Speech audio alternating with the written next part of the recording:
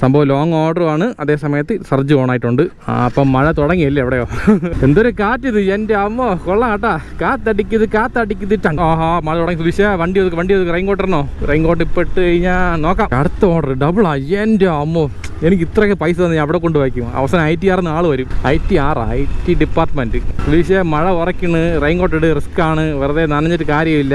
ഈ മഴയെ വിശ്വസിക്കാൻ പറ്റില്ല, അതാണ് വിഷയം. നല്ല പെയ്യുമ്പോൾ അല്ലെങ്കിൽ കുറച്ച് കഴിയുമ്പോൾ ഭയങ്കര വെയിലായിരിക്കും.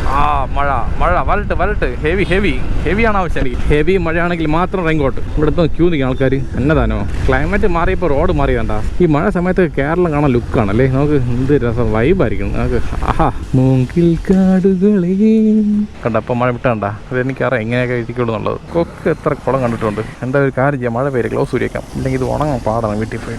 ഓക്കെ, റെഡി ആയിട്ടുണ്ട് 2 ഓർഡർ. സൂപ്പർ. ഒരു 10 മിനിറ്റ് വെയിറ്റ് ചെയ്തോളൂ. 10 8 മിനിറ്റ് എത്ര പറയാമോ. 2 ഓർഡർ ഫോർ മീ. 2 ഓർഡർ നമ്മൾ ഐശ്വര്യമായിട്ട് പിക്ക് ചെയ്തിട്ടുണ്ട്. ഒരു കമൻറ്റ് വന്നായിരുന്നു, ബ്രോ ഇംഗ്ലീഷിൽ വ്ളോഗ് ചെയ്യണമെന്ന് ആഗ്രഹമുണ്ട്, പക്ഷേ നമ്മൾ ഇംഗ്ലീഷ് പറഞ്ഞ കോമഡി ആയി പോയാണ്.